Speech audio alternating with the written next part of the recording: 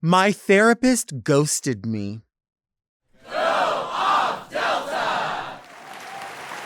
It took me 50 years, but I finally decided I would benefit from going to see a therapist. Just a general therapist, maybe somebody who does family therapy and individual therapy, somebody that could help me talk about anxiety, dealing with interpersonal problems, family problems, professional situations. Just someone in general to talk to, maybe talk at. I didn't really have any specific thing. There was no impetus. I just decided everyone else does it. I always hear other people talk about going to their therapist. How come I've never gone to one? Maybe I should go to one. Maybe I won't go off as much if I go to a therapist. So I decided to do so. Now, in my mind, I thought, I definitely want somebody who understands LGBTQIA issues, concerns, things that come up for those of us in the queer community. So I pulled up one therapist. She is from the area, and her earliest appointment was a week from when I was searching. So I thought, that sounds great. Let's go there. So I pull up to the place and I end up finding street parking, like metered parking. That's fine. It's like a 2-hour meter, and the appointment is going to be like an hour long. So go there. They have to buzz you in, and it's like it's kind of like a workspace where there's different people doing different types of jobs. Maybe somebody doing like blueprints, and then maybe there's a counselor, and then there's maybe somebody doing something tech.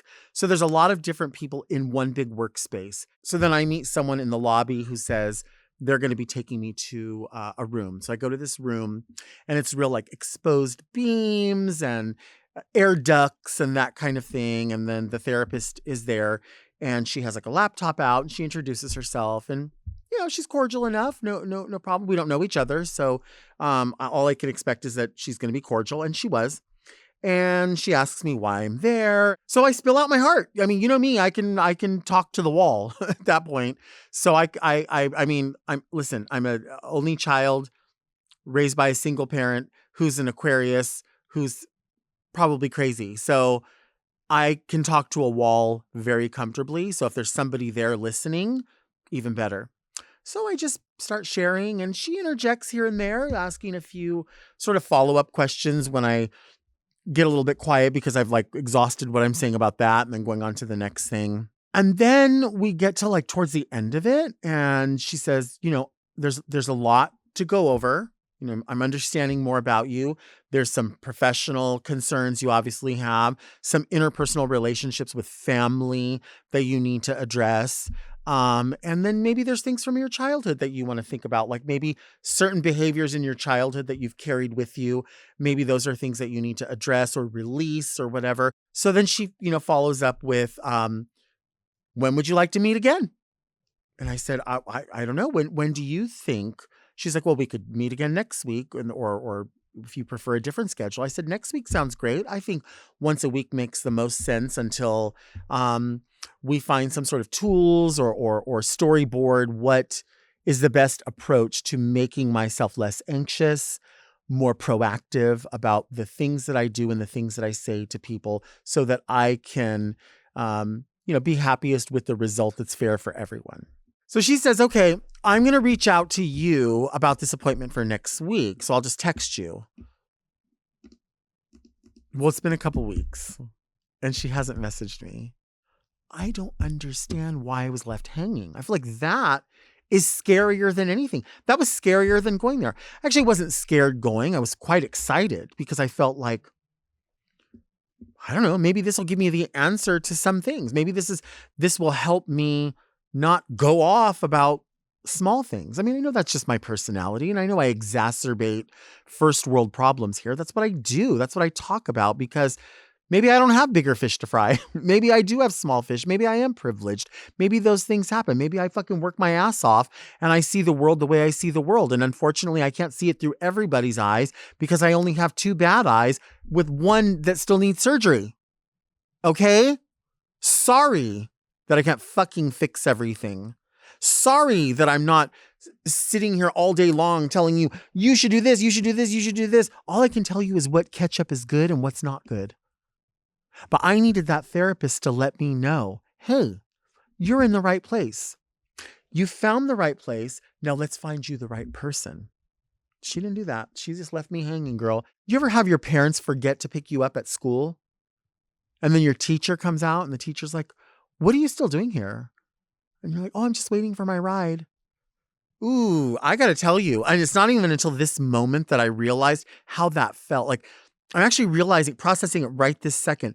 I remember that feeling when my stepdad like forgot me at school more than one time, you know? And it was intentional, you know, because he was a mess. But I know no one's going to do that now, right? Because I have my own car. I get my own self places. I do shit for myself. I wipe my own ass. You know what I'm saying? Figuratively and literally. But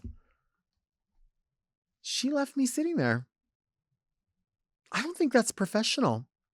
I don't think that's the behavior of a mental health professional. I don't think it's the behavior of a mental health professional that deals specifically with LGBTQIA plus people. I don't. And I'm sure there's going to be other people out there that go, well, this, that, and the other. I don't give a fuck about your this, that, or the other. I'm talking about me. And I've said this before, and I'm going to say it again to you and to anybody who's listening. Don't listen to people when they say, it's not always about you. Yes, it fucking is. Your life is always about you. It's not about everybody else. You don't have to listen to, well, what if this? What if this? It's about you. It's about me. I don't need to worry about you. If I don't take care of me, and if you don't take care of you, why in the fuck would we expect anybody else to take care of us? I showed up. I paid a copay. I paid my fucking insurance. I said thank you. I smiled. I kept my hands on the table. I stayed away. I did all the things that I could do proactively to make myself a better patient. I said, whatever you think would best serve me, that's when I'll show up. Because you are the professional here, not me. And where was I? Sitting outside of the school waiting for a ride. That doesn't work for me. That doesn't work for me. And I hate to say it. I don't know if it's a generational thing. I don't know if it's because we're different or because I'm a cis male and she's a cis female. I don't know what it is, but I don't like it. I don't like that behavior. See, this is maybe a character flaw. You only have to show me fucking one time. Only one time. Now, if I got a message that said, hey, so sorry on the delay on this. We had a water pipe burst and it blew my head off in the office. I would say, oh my goodness. No wonder you couldn't get to the phone. I mean, I didn't realize that an asteroid came through and blew your computer monitor out. Now that I know, well, maybe we can move forward. I don't think that's the case. You know what I think the case is? Not giving a fuck. Not giving a fuck. Going, I do what I do. I went to college. I do what I do. If I want to take the appointment, I'll take the appointment. If I don't, I don't. Oh my God. I could never. I could never. I don't understand. How could you ever when I could never? How could you ever when I could never? If you don't want to do something, just say, I don't want to fucking do it. Just say that.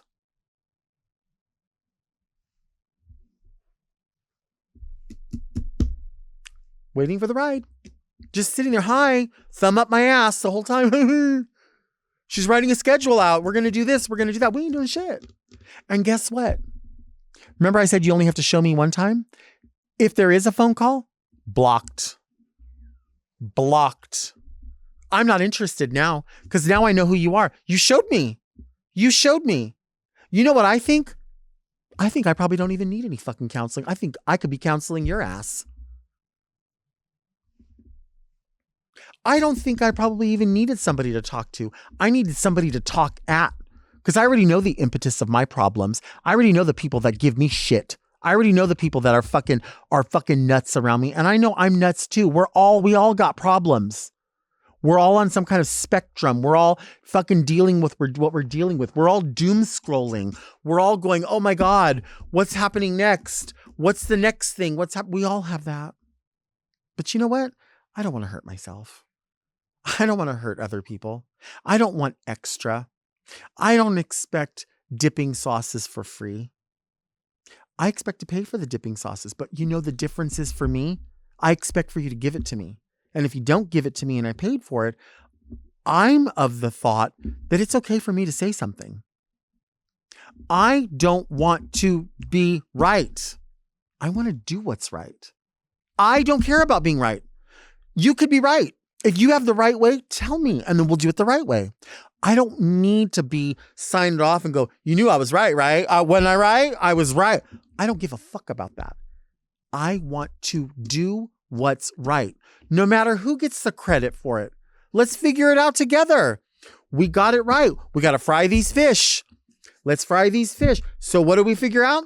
We figure out where we like the napkins. What do we figure out over here? We figured out who's the hungriest, and we give them the food first. And then we figure out what's happening over here. You have no home. How do we get everybody in a home? Not how do we decorate the home the nicest? How do we address all of these problems? You told me to come in. You texted me. Come on in. You can come to this location or this location. I said, I'll go to the location you want me to go to. And then I show up to that location. And then you write everything down. You tell me this, and then you ghost me. How embarrassing. How moded. That's Modisha Jenkins. That is so moded. And part of me says, just a little part of me says, I know I'm not all that. I know I'm not world famous, but I know that there's people in a select group in the world who know what it is that I do and where I come from and the mistakes that I've made and the awards that I've won and the ways that I've gone off and the things that I've said on RuPaul's Drag Race and all these different things. I know that there's other people, specifically in the LGBTQIA plus community, that work in travel, health, fitness, style, fashion, food, that also have access to Google. Nobody can tell me that everybody in the mental health field abide by a rule to not Google the name of the people that are coming in. You'd be crazy to try to convince me that that's not the case. Did she Google? Did she look? Did she go, ooh, I like Diet Pepsi and that bitch likes Diet Coke. Fuck her. Maybe she did. Well, guess what? Fuck you too. Do you want to see me take a break? Because I think I'm about to have a mental break.